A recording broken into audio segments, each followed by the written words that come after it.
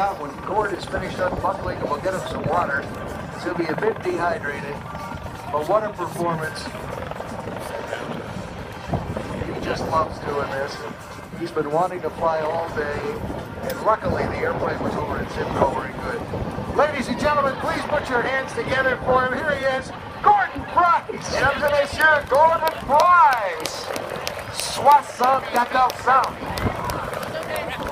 And there's a nod from our crew, which means they're ready as they bow to you and begin their performance in the Griffin for 400 Squadron.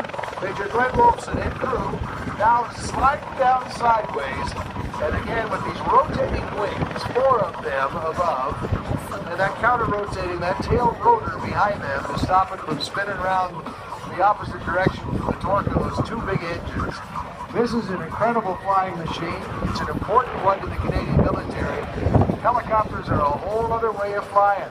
Helicopter pilots have their hands full, the cycling collective in one hand, the control stick in the other, their feet on the rudder pedals, and we'll see a great coordination of all of these controls when the helicopter pirouettes. At all times, of course, the pilot very respectful of their 75 mile an hour downwash rotating wings. You think it's windy here today? It's a lot windier underneath that helicopter right now. The helicopter gets caught in that downwash, it settles with power, so the pilots, of course, very, very respectful of this helicopter as they transition. And I'm not a helicopter pilot. I try and get it all right, but it is a complex thing to fly these flying machines. As you can see, Glenn and the crew are doing a masterful job at it. They can fly frontwards and they can back up, of course. They don't have viewers to help out. They've got a crewman looking back and helping see what's behind. And that helicopter constantly wants to swap ends. So as they pirouette now, I can tell you that Glenn is busy on the controls, coordinating it to do it smoothly, while tuning around and maintaining altitude.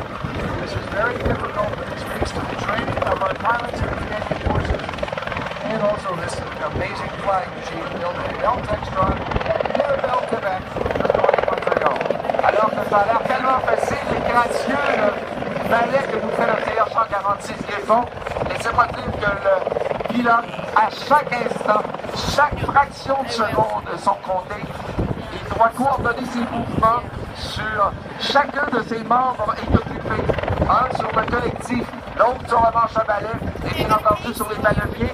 Et avec les mains qu'on a aujourd'hui, il doit à tout moment corriger la direction que prend son appareil. Et pourtant, on a l'impression que tout ça va tellement douceur. Alors que présentement, le pilote n'arrête jamais de faire des mouvements de correction pour faire particulièrement cette marche arrière.